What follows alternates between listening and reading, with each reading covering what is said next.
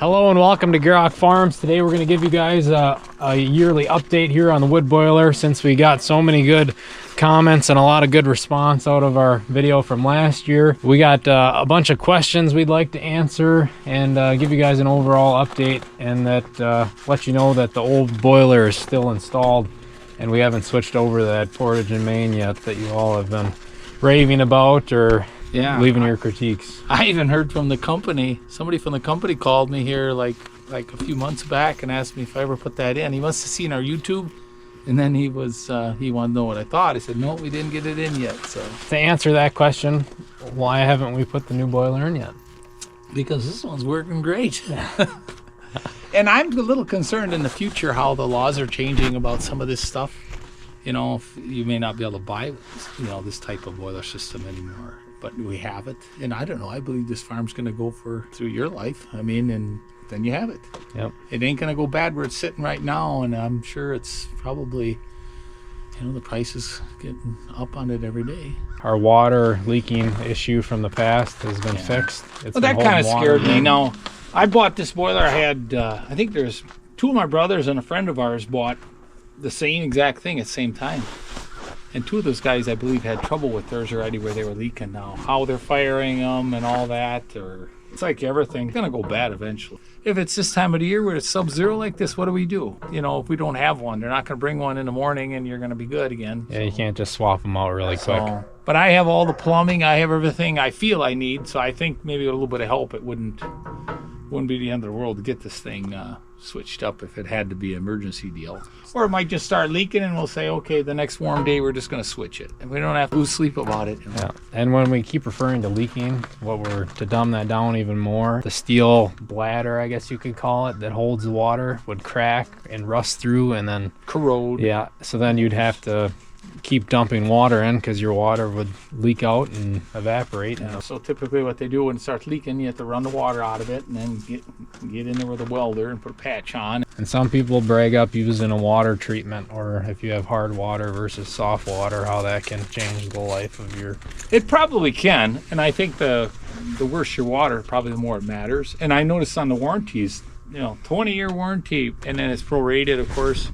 And then if you don't water sample annually or they got their program, it kind of voids the warranty. The same as an oil sample on a machine or a vehicle. It works the same way. They kind of really, and then they can actually scrape something off the side of your boiler and test it and say, hey, you've been burning something besides wood in here. And then, so even if you burn a few paper sacks with some plastic liner in there, might be already done anyway. You already voided your warranty. Really, but most warranty stuff, it usually goes bad right away if it is, because it's a manufacturer thing they'd stand behind, not just something they'll say it'll last for 20 years. It's either going to go bad right away or it'll hold up. Yep.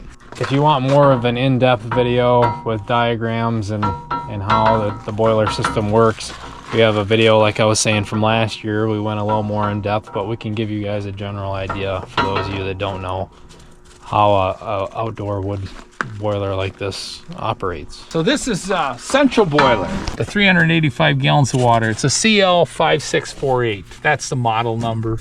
We had the smaller one when we started. I think I got that one in 1995. In 04 we put this one in.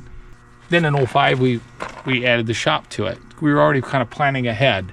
The guy that helped me install this one, or that sold me this one, he had a guy to buy my smaller one, and I got just about all my money back out of it. Almost all, after 9 years of use, that one was. So now this one being 04, I think it's kind of going on borrowed time already. So that really the only thing I've had to ever replace is this solenoid. Thinking maybe we had to replace 2 of them. And that would be a case where right now you can hear it buzzing, which it means that the temperature of the water is under 180, so you got 180 degrees. So then that holds a flap open. When the temperature gets up to 180 degrees, it will shut off and you'll hear the flap shut. Basically a damper or whatever, so that the fire stops getting oxygen. So it just dies the fire down until you use enough heat in the house or whatever to... And this one heats our water too, our domestic water, in the house and shop. What it'll do, it'll start raging. The fire will and it'll boil the water, and there's about right here's the top of the firebox, and then you got this little thing here, and So the whole water jacket's got to be submerged.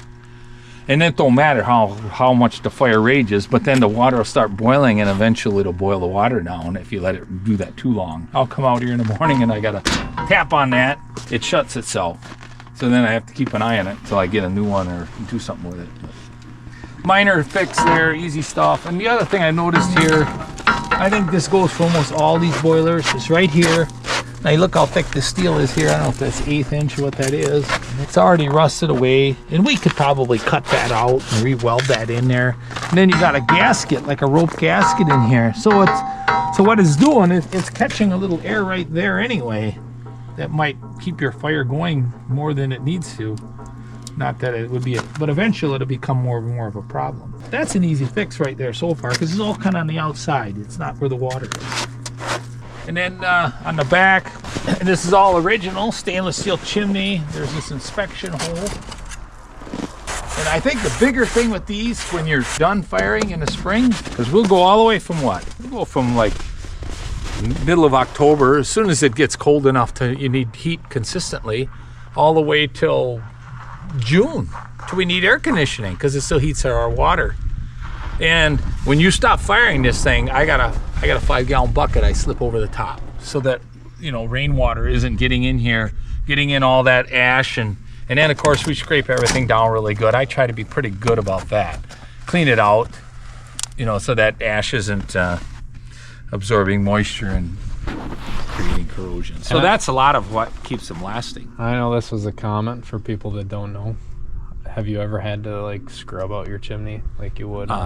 It's actually kind of neat. Sometimes we'll fire up, especially like some birch, and at night you'll see a flame coming out of there like that, and that, I think it just burns itself out. And that's really what it's basically, a simple chimney fire, but it's out here. It's in a steel flue, and it's nothing to get alarmed about. Unless you got some extremely flammable stuff lying nearby, like leaves and all that stuff, where some ember might get into. But. And that leads me into another comment, because we know people in our area that have done this, but people have asked, why haven't we built this in some kind of small structure, some kind of wood shed, or... You know, I thought of it, and we don't really have a lot of room up here, and it probably struck some of our view that we get now from by our house and stuff. And then another thing is bringing wood into it, so I seen it where they'll have the wood under a shed and everything. But what you're creating, now if you can be far enough away, because the theory of an outdoor boiler to start with, insurances were better. When you were heating in the house, you had flame inside the house, which can be great, but you really got to watch those things. Chimney fires, and you know, now your flame is out here, embers fall out. But now if you have a whole building around this thing, it'd be pretty hard to, you know, it'd be a little more, I would say, a little more risky. Something would go wrong. What we do with our wood, I mean, I thought of it, nice cement slab would be great, and the wood is, you know, up higher and drier. Now it's basically right where the wood pile is where our garden is in the summer. So it really doesn't take up any different space here. But we cover just the top. There's like 2 feet of snow up on top of all that, so there's no ice and snow down in it. And that works. So as soon as you start putting a structure over the thing, you're almost kind of defeating the purpose of an outdoor boiler. So then we could have did something like we could add an indoor boiler like in our shop. I've seen those too, or they had like a addition on the side of the shop where it was underneath. But there again, now you got your flame in there, and you have to be, now you got all this high expensive machinery in there. And then when it comes to pros for an indoor boiler or an indoor furnace, it's way more efficient, but then you run the risk of a fire inside the building. So indoor, any heat that escapes from it, you know, so you would have this insulated jacket around it.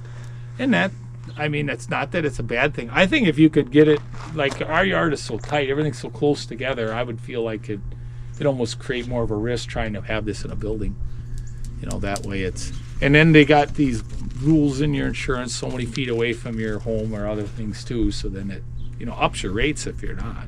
I know a guy that lost his house that way, where something with firing up and the fire got away and it was too close to the house. The wood pile caught fire and then the flames got the house. And it was right in the middle of the day. Farmers are home. They got ahead of them. So anyway, takes off. We haven't used any gas. We have, well, when you guys were babies, we'd use a little bit in the summer, just a day here and there. I'm on my first tank of gas yet. That brings up some of the other comments. You know, the risk you run with this system if you lose power. Yeah. What's going to happen then? Well, and that's the thing here. Is it going to choke the fire right away? So on the dairy, we would have to put a generator out anyway to pump water for the cattle, or, you know, we maybe wouldn't have to run it quite all day depending on the temperature that day. But yeah, there's always that risk. Another comment too people have been making is it really that more cost effective? And the reasoning we use is that we're already cleaning up the land and the farm, so instead of wasting that, we can use it here. It's a byproduct of clearing the pastures and down trees. I mean, if you really look in the woods, I mean, you would never have to cut anything live off. You either got that oak wilt, you got that Dutch elm disease, and there's along with just windstorm stuff. Now, if you were like in the tree removal business, like in the cities or towns, I mean, I know a guy that does it, and he's got a big boiler, and it's just a byproduct, and he pretty much gets the wood anyway. He doesn't have to make any actual firewood. So himself. He's able to get paid to remove trees, and then he's got equipment, he brings it home. But I would say in like years we've had, the past couple years, I think with the fuel price, I think you're still making out ahead with this. It kind of went for a while. You know how the fuel's been jumping around over the last 30 years, but especially lately. But it got to the point where some guys would say, well, gee, that's expensive, and you got to fire that all the time and make that wood, and you got some costs there. And then all of a sudden, I know two different guys that they were really firm about that, and they ended up buying a boiler eventually too. And I think being that we're farming, because we have to gear up and get out here and go after these cattle several times a day anyway. For us to throw wood in, it's just, to me, it'd be like taking care of an extra calf or two. It's really nothing huge extra. But if you didn't have the agriculture end of it, or you would have times when you might want to go away, or you'd be gone at some job for long periods of time. I mean, it's not for everybody. I think if you got the resources, you're a stay-home type of guy, or you got people that can be home. So like if my wife and I want to go, somebody's got to be here on this farm. Regardless. Yeah, for more or less. The boiler's not going to die. No. It's not going to be without a fire when it needs a fire. No, we're here to manage all that just like anything else. So that's where it makes it okay. You know, it's not. And we do have the backup in the house, but right now the shop really has none. And that's probably the only part that kind of concerns me. And would it be the end of the world? We'd probably have to blow the water out of our lines and pray that our floor don't crack. I hope that none of our floor heat cracks. I mean, there's a lot of, you know, I guess you can't prevent everything, but we got to get the ash out of here. And the ash pan in here is a 1/4 inch thick. And it comes up onto the sides maybe about 6 inches. But if you don't take the ash out, the ash acts like an insulator. So you got a water jacket all the way around. And there's water all the way around this firebox, under it and on the sides and everything. And so the ash, it gets built up so high, it just seems like you got to fire so much more. Like that Portage and Maine has got grates in it, and there's actually brick in it, and they claim it's more efficient. I don't know how we'd ever know that for sure, because you can't really do a side-by-side. It'd be hard, because every winter is different, you know, and the type of wood makes a huge difference. This year we got a little hardier stuff. We started out with more birch, and some of that stuff wasn't quite as hard. The heart wasn't so. Now we're getting to more of our harder oak and stuff, like you said, and then the temperature, and then of course, you know, there's one thing. Once in a while, if you didn't fire it right, it ain't keeping up. The water will cool off, or your house maybe don't keep up, or you're not heating as much space. I mean, it would really vary. So for the viewers that might not know and might not be familiar with wood types, your harder woods like oak are gonna have more yield in a wood furnace, or a fire than or pine. Pine would be a soft wood that, you know, it's got a lot of oils in it, so it'll burn really hot but really quick, so it's not going to last as long. It's all good. To me, it's just, well, you could leave it lay in the woods, or you know, and it's a renewable resource. I mean, that's the one thing. And then out here versus furnace in the house, or even a fireplace or some of that neat stuff, you want some pretty nice clean heartwood. You don't want bugs in it and all that. Well, that's almost impossible with some wood. So you make your wood, you stack it up, you cover it, it seasons.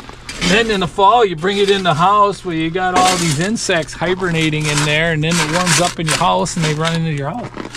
Out here, we can get away with, once in a while we have something that's not so pretty, and we can, we don't have to feel it's an issue. We might as well pick it up. We gotta clean it up anyway. Whether we're gonna haul it off the field and or wherever it is. People were asking, and it's hard to give a definite number, but how much wood do you think we go through in a year? That's a super common one. Cords, I wouldn't even know how we don't really measure cords when we're hauling in wood, but how many feet do you think our wood pile is here? Let's see, 7 to 8 feet tall, maybe 20 by 20 by 7 to 8 feet tall, and you guys can do the math. Been in the shop, even like today, you're working there, open them big doors up, it's below zero. It'd be like taking the whole roof right off your house. You lose all your heat right away. Oh goodness. Versus it on a day where it never opens. Where you may only not open it once or something. But anyway, that'll make a huge difference there. So, and then we're heating our, our water with it too. So again, it's a lot. It can seem like a lot, but I think there's ways you can prevent some of that. So people ask, okay, how seasoned should the wood be?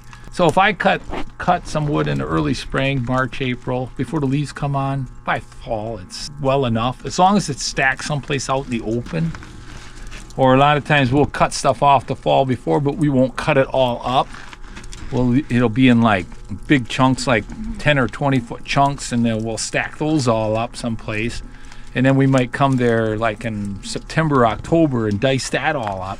So it's already lost some water, and maybe split it up, maybe bring it here, but then we don't use it until February, March, April. So we try to put our drier stuff closer. And you kind of got a mix too here. Yeah. So you can get away where you got that, where it's just that summer seasoned wood. It might be a little wetter mixed in with some full year and stuff. So we always like to stay ahead. So up there we did clear some pasture. We made that wood, and then I took some of the old plastic from that was, after the silage piles were, it was, and just covered the top, so it helps preserve the wood longer. So if it's up there like a year and a half, so I might have half my wood might be fully seasoned. Some of it might be half seasoned, and then you once in a while might have something a little green, so you kind of mix it like you said. It's not real critical. I know guys that cut wood, they'll go out and cut wood just for every few days, and I don't know, doing that around here where it's so steep we would never get to where we need to go. And then picking it up out of the snow, I never was excited about that. You can't let your fire burn down too far when you're burning like that, because it's got to get so hot. So it's basically got to cook the wood first. Yeah, you're throwing big ice cubes into your you furnace, can boiler. I mean, it can work, but it's not something it's not very appealing. It's always nicer to have it. So like we went up here when we did a little cleanup there in the orchard, I brought a little home, just some stuff that was there anyway, and we're coming through, so we brought it. So yeah, about 85-90% of it's down here in the fall. So what I'm going to do is I got all these coals, so the stuff that's still got the fire in, I'm going to throw aside. And then we could throw some finer sticks and stuff in here. And then throw the coals back on top of it, and you don't lose your temperature at all. Because you get your full absorption of that heat. Now it's sending heat through the floor of it too. So really how this works, so you got that water jacket in here, you have a pump, so there's water sitting on top of your fire, and there's a pump in the house pulling the water to your furnace, or your forced air, or your in-floor heat. So if it's in-floor heat, that water is circulating throughout your floor, and it's radiant heat. And then, like your car. Yep. And then if it's forced air, your boiler, there's a radiator in there, but then it's blowing air through that. That would be in like your plenum, like in your existing furnace, or if you have one in the house, It would just basically stick a huge radiator in there. And that's warming your air and blowing it throughout your entire your fan home. in the house would blow through that just like your car works. So yeah, you got a pipe coming and a pipe going, and it's, what is that, an inch pipe? Your water flows down to the building, comes right back to the boiler. So that goes consistently. The simplest analogy would be like your car's radiator. Yeah. Is how this system works. You just have a fan that blows that air through that radiator and it goes into the room. I think the reason more of these really took off is just to get the fire out of the house. And I think firing in the houses are really warm. It's a different type of heat. But it's really interesting. You got to realize when you got a fire burning, it needs oxygen to burn. And that goes into your firebox, get your fire burning, and then up your chimney. So if you have your flame in the house, in a furnace or a fireplace, the air's got to come into your house to go through the furnace to go out. So you have a circulation of fresh air, even though you want to seal up your house. You know, where this system, the house can be fully sealed and all you're doing is circulating the existing air that's in there. So some air's got to escape up through that chimney to make that fire burn. There's pros and cons to all that type of stuff. This is still better heat than like you got propane and natural gas. I still prefer this type of heat over that. It's a different type of heat anyway. Yeah. The house does really dry out. I mean, anyways, he's almost got this cleaned out, and what we do with the ash, in case some of you are wondering, it's going to get spread out on the field and it will be almost used like fertilizer. It will be used as fertilizer. Yeah. So there's no waste here. It's going out on the fields to help grow our crops for this next season. We're going to throw some of this in and we'll throw a few coals on top.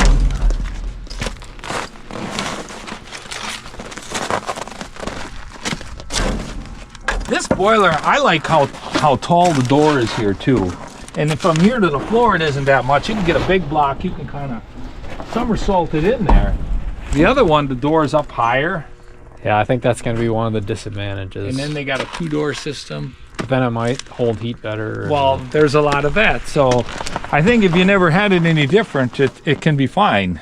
But once you're used to one thing and then you start something else, you always wonder if you're gonna have some situations you never had before.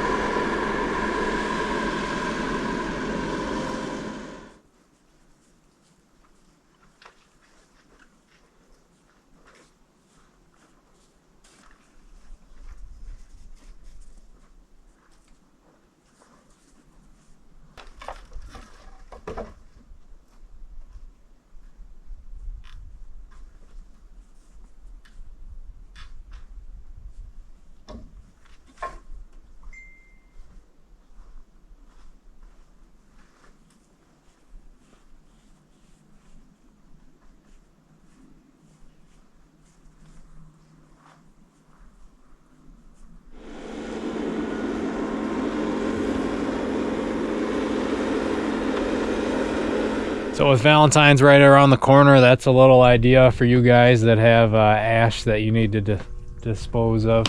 That's something my father has been doing for my mother over the years.